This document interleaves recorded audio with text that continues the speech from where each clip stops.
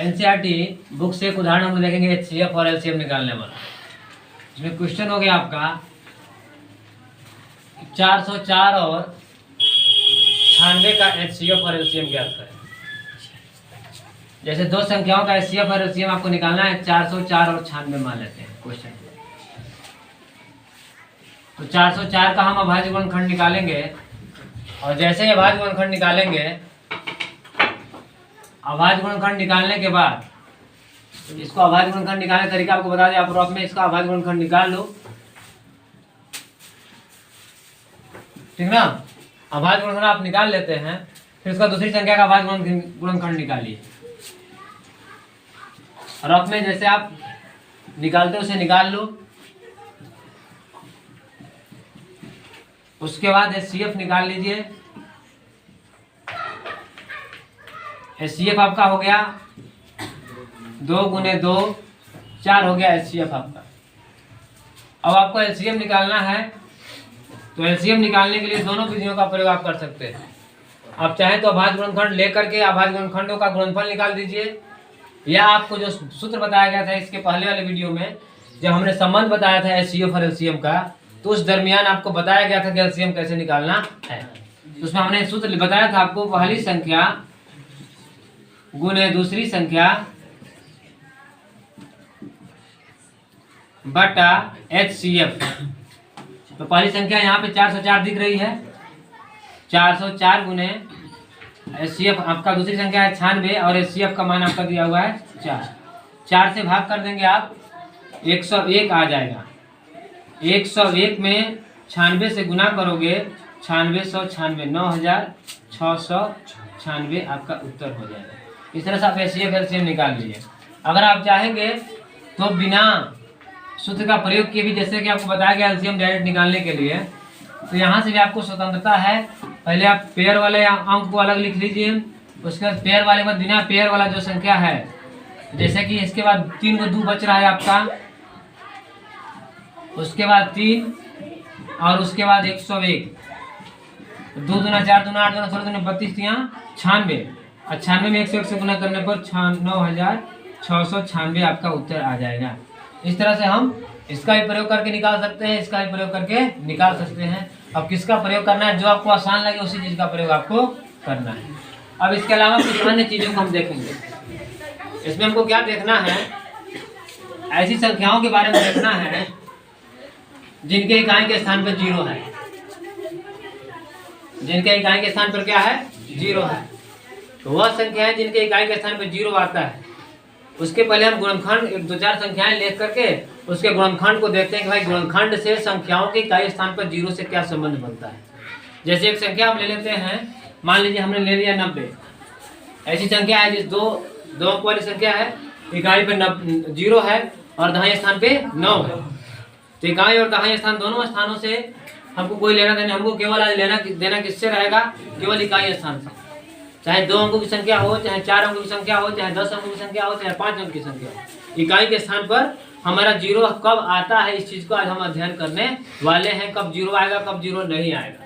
जैसे हम ले लेते हैं, आपको 90 हमने ले लिया, उसके बाद कोई संख्या ले लेते हैं 440, हम मान लो ले लिए 3 अंकों की संख्या होगी। इस प्रकार से आप स्वतंत्र हो, 2 अंकों या 3 अंकों या 4 अंकों वाली संख्याएं, आप जितनी भी संख्याएं हैं आप ले सकते हैं और इस गुणधर्म को आप खुद से ही देख सकते हैं कि भाई वह जो मैं अभी बताने चल रहा हूँ क्या वह हो पा रहा है कि नहीं हो पा रहा है। तो 90 गुणनखंड करोगे आप, तो गुणनखंड तो लगभग सबको आ गया है। अब इसका गुणनखंड मैं डायरेक्ट लिख रहा हूँ, 2 3 6 3 18 5 90। ये ना हुआ जी, ये अभाज्य गुणनखंड आपने ले लिया। इसका गुणनखंड निकालेंगे आप 440 का, तो आपका कितना आ जाएगा, 2 दूना 4 गुने 2 गुने 5 गुने 110 11, हाँ 11 10 110 का हो गया 2 गुने 5, ठीक ना। अब आप बताइए, अभी 2 संख्याएं हमने ली हैं, अब छोटी संख्या भी ले लो, जैसे मैंने 10 ले लिया, 2 गुने 5 आ रहा है। अब मैं कुछ ऐसी संख्याओं को ले रहा हूँ जिसको में इकाई स्थान पे हमारा 0 नहीं है। जैसे संख्या आप बोलिएगा, कहिएगा सर 15 हो सकता है, कोई कहेगा सर 105 हो सकता है। इस तरह से अपने अपने लोगों के ख्याल हैं। तो हमने क्या लिखा, 3 गुने 5 इसका गुणनखंड कर दिया, हमने इसका गुणनखंड किया तो 3 से कट जाएगा आपका 3 5 15 7 105, ठीक ना। अब थोड़ा सा अब संख्याओं पर ध्यान न दे करके इनके गुणनखंडों पर ध्यान देते हैं। इनका जो गुणनफल हमने लिखा है भाज्य संख्याओं गुणनफल के रूप में जिन संख्याओं को हमने प्रस्तुत किया है इसको देखेंगे। अभी हमारा यहाँ पे इकाई स्थान पे 0 था, 0 था ना, हमारा यहाँ पे इकाई स्थान पे 0 था, यहाँ भी इकाई स्थान पे 0 था। इकाई स्थान पे 0 आया है तो आपको एक संख्या दिख रही है उसके गुणनखंड में 2 और 5, 2 और 5 इधर आ जाइए, 2 और 5 देखना, 2 और 5। अब इस क्या है 2 और 5 अन्य जगहों पर भी हैं, आप देखोगे एकदम निश्चित रूप से जब भी इकाई स्थान पे 0 आता है तो संख्या के अभाज्य गुणनखंड में 2 संख्याएं निश्चित रूप से आएंगी। जैसे कि यहाँ पे देखो आप 2 और 5, लेकिन यहाँ पे 2 और 5 नहीं आया। अब इतना बात ध्यान रखो, किसी भी संख्या के इकाई स्थान पर 0 यदि आ रहा है तो इसका निश्चित है कि उसका अभाज्य गुणनखंड 2 गुने 5 के रूप में जरूर होगा। 2 और 5 दो संख्या उस संख्या के गुणनखंड में जरूर होंगी जब उसका अभाज्य गुणनखंड आप निकालोगे तो। अगर 2 और 5 उसके अभाज्य गुणनखंड में नहीं आ रहा है तो किसी भी कीमत पर वह संख्या शून्य के साथ समाप्त नहीं होने वाली है। इतनी बातें सबको समझ में आ गई। जैसे यहाँ देखिए 105 पे इकाई स्थान पे 5 था ना, 5 0 तो नहीं था, इसलिए यहाँ पे 2 और 5 नहीं आया। 5 आ सकता है, 2 आ सकता है, लेकिन 2 और 5 साथ साथ नहीं आ सकता है। एक उदाहरण और ले लेते हैं, जैसे हमने ले लिया 32। अब बताओ मुझे इकाई स्थान पे 5 था क्या? नहीं ना था। तो कहीं भी आपको इकाई स्थान पे 0 था क्या? तो कहीं भी 2 और 5 आपको दिखाई दे रहा है। 5 अगर होता तो इसके गुणनखंड में 5 आपको जरूर दिखाई पड़ता। लेकिन हम लोग का मतलब क्या है, इस चीज से हमारा मतलब है केवल 0 से। कौन सी संख्या इकाई स्थान पे 0 आएगा, किस संख्या के इकाई स्थान पर 0 नहीं आएगा, ये हम लोग के आज डिस्कशन का मूल मैटर रहा है। तो अभी मैंने आपको ये बताया, स्पष्ट हो गया। आप इस तरह से अनेक उदाहरण लेंगे और उदाहरण ले करके इस बात को चेक करेंगे कि भाई सही में जो संख्या इकाई स्थान पर जिस संख्या के 0 है, क्या उसका गुणनखंड लेने पर, अभाज्य गुणनखंड के रूप में उसको व्यक्त करने पर उससे गुणनफल में 2 और 5 आ रहा है कि नहीं आ रहा है। आपको जितनी संख्या ले सकते हो इस समानता को आप निश्चित रूप से उसमें पाएंगे। अब यहाँ से एक बात स्पष्ट हो गई कि कोई भी संख्या जिसके इकाई स्थान पर 0 होगा वह निश्चित रूप से उसके गुणनखंड में क्या होगा, 2 और 5 उसका गुणनफल होगा, ठीक ना। जैसे कि अब हम चलेंगे कुछ बड़ा सा क्वेश्चन लेने। जैसे मैंने लिख लिया 10n संख्या, 10 का घात n संख्या, अंक लिखो, अंक किसी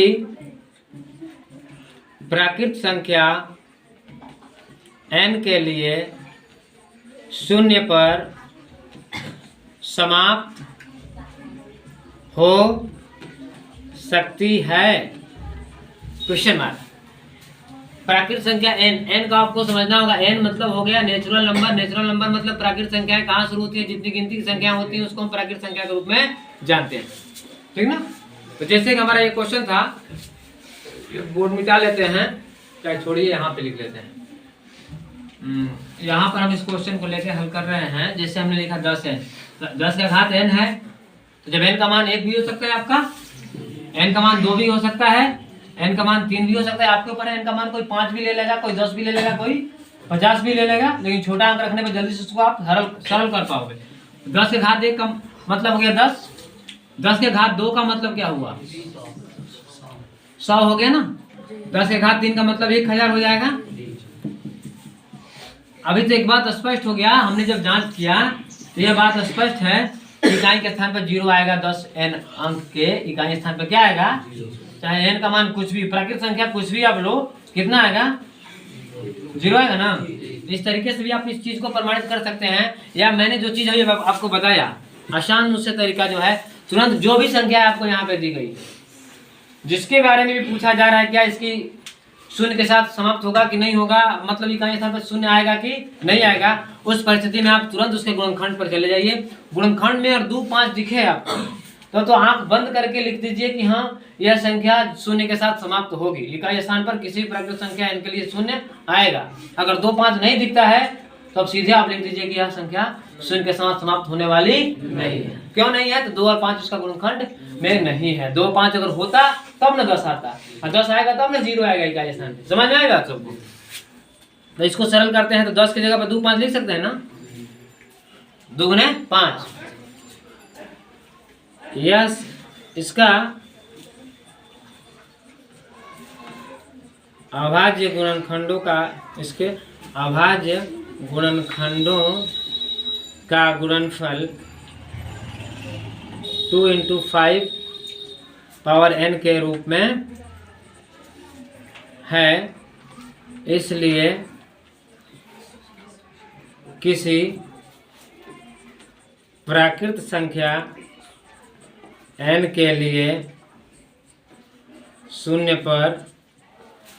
पर जगह नहीं है, आप लोग लिख लेंगे शून्य पर समाप्त हो सकती है। ठीक ना, इतना स्पष्ट हो गया। दूसरा उदाहरण लेते हैं, एक लास्ट उदाहरण मैं लेकर के आपको समझा रहा हूं। ये सेकंड उदाहरण हम लोग का हो गया, सेकंड एग्जांपल। क्वेश्चन वही रहेगा 10 n अंक जैसे हमने दिया था ना, उसी प्रकार से मैं मान लो ले रहा हूं 4 n अंक, चाहे मैंने ले लिया 15 n अंक। 2 क्वेश्चन ले रहा हूं, 4 n अंक और 15 n अंक। क्या किसी प्राकृत संख्या n के लिए शून्य पर समाप्त हो सकती है कि नहीं? 4 n का आप जैसे मैंने बताया आपको, 4 n मतलब 4 की घात 1, 4 का घात 2, 4 का घात 3, 4 गुने 4, 4 गुने 4 गुने 4 64 हुआ ना हो। तो प्रत्यक्ष को प्रमाण की जरूरत नहीं पड़ती है ना, ये तो प्रत्यक्ष हो गया, एकदम प्रत्यक्ष रूप से आपने घात निकाल लिख करके n का मान ले लिया, n का वैल्यू ले लिया आपने, 1 2 3 4 में से कोई अंक लेकर के 2 3 को चेक कर लिया कि आपका आ रहा है कि नहीं आ रहा है। एक तरीका ये भी है आपको, जैसे कि मैंने बताया यहाँ पे, इसे गुणनखंड ले लो तो 2 गुने 2 4, इसको अभाज्य संख्या को गुणनफल के रूप में लेके 4 को क्या लिखेंगे? 2 गुने 2 लिखेंगे ना। तो बताओ यह रूप था क्या आपका वहाँ पे? नहीं ना, समाप्त हो सकती है संख्या क्या? लिख देंगे इसके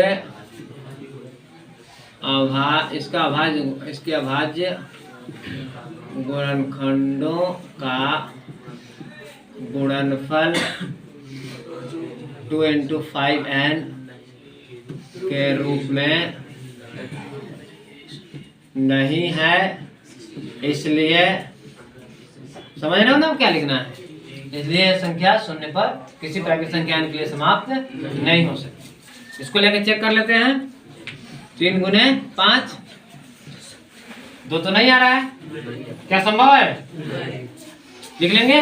अब मैं 30 n कर दूं, 2 गुने 3 गुने 5, 2 और 5 दोनों आ गए ना। तो यहाँ पे हाँ हो सकता है, यहाँ पे कहाँ हाँ होगा कहाँ ना होगा सबको स्पष्ट हो गया। तो आज का वीडियो इसीलिए बनाया गया है कि आपको ये पता लग जाए कब किस संख्या को हम यदि किस संख्या घात कोई प्राकृत संख्या हो तो उसके इकाई पे 0 आएगा और किसके इकाई पे 0 नहीं आएगा। अगर आपके एक बात ध्यान रखना है, किसी भी संख्या की इकाई के स्थान पर अगर 5 आ रहा है ना, तो उसका n का मान कितना हो रखोगे, लास्ट में क्या आएगा? 5 आएगा। एक और आसान सा तरीका मैं आपको समझा देता हूँ, ये सब सूत्र से अलग हट करके। जैसे कि आप देखोगे कि 0 है ना इकाई के स्थान पे, जिस संख्या की इकाई के स्थान पे 0 रहेगा, 0 है ना यहाँ पे 0 है तो निश्चित है कि इकाई पे 0 आएगा, और 0 नहीं है तो 0। जैसे आप ले लीजिए कोई संख्या, उसके बाद मैंने ले लिया ये मान लो 20, 20 का घात n, 20 का घात 1 हो जाएगा ना, 20 का घात 2 हो जाएगा ना, 20। आप चेक करो ना, 20 गुने 20 एकदम निश्चित है, सर्टेन है, आपका इकाई स्थान पे 0 आना ही आना है। ऐसे भी लिख सकते हैं बिना गुणनखंड का प्रयोग करेंगे, चूंकि ये चैप्टर हम लोग का जो है गुणनखंड बेस है, उसमें हम लोग गुणनखंड ही अभाज्य गुणनफलों के बारे में ही पढ़ रहे हैं, इसलिए आप इसका भी प्रयोग कर सकते हैं, इसका भी प्रयोग कर सकते हैं आप, और ये विधि जो आपको बता दी गई इसका भी प्रयोग आप कर सकते हैं। अब जैसे आप समझ जाएं, जो आपको आसान लगे उसका प्रयोग करें। और ये वीडियो निश्चित ही आपके लिए काफ़ी लाभकारी है, इसको हम लोग अच्छा से देखें। बहुत बहुत धन्यवाद।